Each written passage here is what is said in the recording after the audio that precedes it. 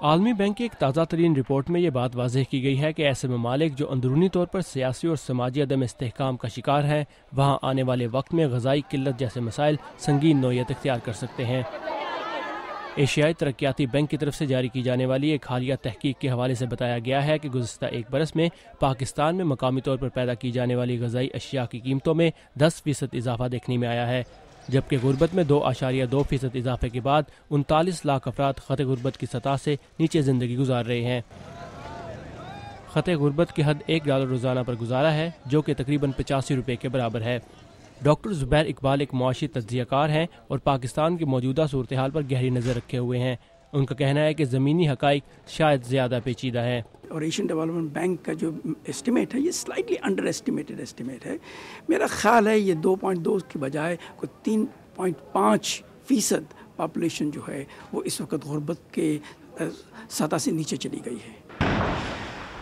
ماہرین کا کہنا ہے کہ دہشت گردی اور شدت پسندی جیسے مسائل کا خوراک کی قلت کے مسئلے سے ایک براہ راست تعلق نظر آتا ہے، کیونکہ اشیائے خوردنوش کی بڑھتی ہوئی قیمتوں سے غریب طبقے میں احساس محرومی پیدا ہوتا ہے، جس سے شدت پسندی جیسے مسائل جنم لیتے ہیں، جو دہشت گردی کی ایک بڑی وجہ ہے۔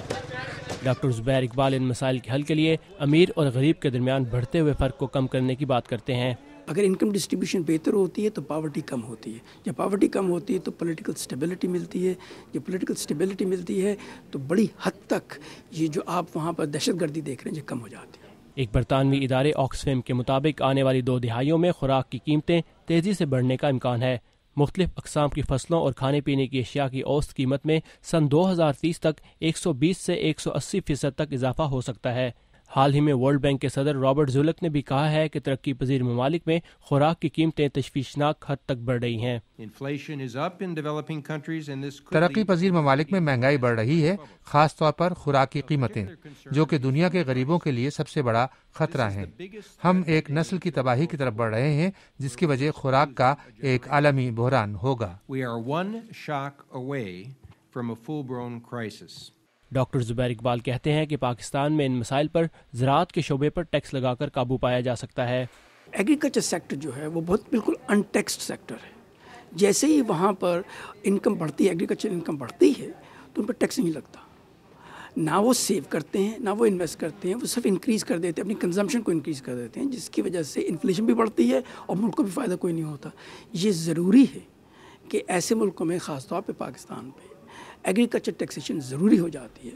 اقوام متحدہ کی طرف سے جاری کی جانے والی ایک تحقیقی رپورٹ میں یہ واضح کیا گیا ہے کہ خوراک کی قلت کی وجہ اس کی پیداوار اور ترسیل کا غیر مستحکم اور غیر محفوظ نظام بھی ہے، جو پاکستان جیسے ترقی پذیر ممالک میں سب سے زیادہ دیکھنے میں آتا ہے، جس کے باعث عوام کی قوت خرید مسلسل کم ہو رہی ہے۔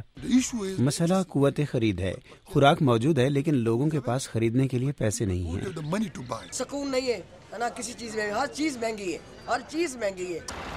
امریکہ میں ماہرین اس بات پر زور دے رہے ہیں کہ پاکستان جیسے ترقی پذیر ممالک کو خوراک کی تیاری اور ترسیل کے نظام میں بہتری لانے کے ساتھ ساتھ امن و امان کی صورتحال کو بہتر کرنے کی بھی اشد ضرورت ہے، تاکہ خوراک کی قلت اور غیر محفوظ فراہمی جیسے مسائل پر قابو پایا جا سکے۔